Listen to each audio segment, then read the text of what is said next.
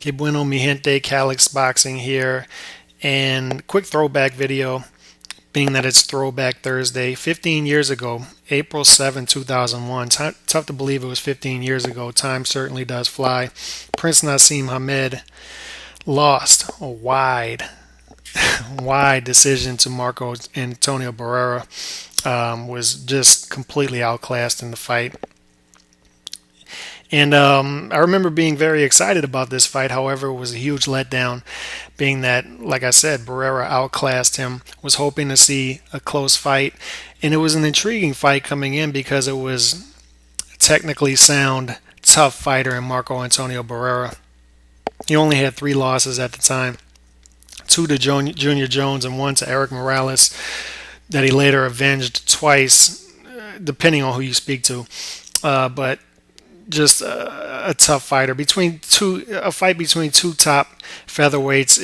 And like I said, it was intriguing because you had that with Barrera, and you had with Hamed, you had a very unorthodox fighter, yet with a ton of power for the featherweight division. And it was just intriguing to see how that was going to play out. A guy coming from England to fight in Vegas against Barrera. He was going into the Lions Den. You had a ton of Mexicans in the building that night. And it was just crazy to see. It was sort of the opposite. Barrera treated that the opposite way that Kevin Kelly did. Kevin Kelly kind of got wrapped up in the whole Naseem Hamed hysteria when they fought. You saw when Hamed took forever to get to the ring against Kevin Kelly. Kelly started getting outside of his element and screaming for him to get to the ring. In this fight, it took Hamed an hour before he finally started to come to the ring. An hour. He made Barrera wait for an hour. And instead of waiting in the ring, obviously Barrera went back to the locker room and made himself comfortable. Didn't get wrapped up in the hysteria. When Hamed started coming out, Barrera came out as well.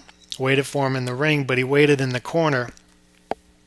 And he had a human shield around him of his people in the corner to where Hamed couldn't get in his face and start the Hamed stuff. And, Barrera didn't get wrapped up in it. And I knew at that point that Hamed was in trouble.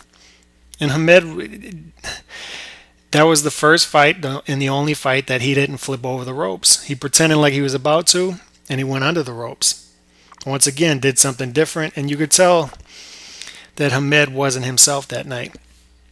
That Barrera got in his head by not allowing Hamed to get in his head. He was a stoic figure, didn't let Hamed get in his head. And in the first or second round in that fight, Hamed tried to start some, unorthodox silliness, and Barrera, I remember Barrera sort of body slamming him at one point. And Hamed knew at that point that he was in there with a different type of dude, and Barrera just outclassed him, and Hamed was never the same after that. Fought one more time a couple months later and just retired. Went off into the sunset, and he was just never the same fighter. Some guys just are never the same after they're exposed and embarrassed, and he was embarrassed that night. He came into the ring on a swing, and the Mexican fans didn't take that too well. I remember people throwing beer at him and stuff, and Hamed was just out of his element that night. Didn't take it well. And Barrera went on to fight. I think he was 52-3 at that point, but he ended up fighting for another decade.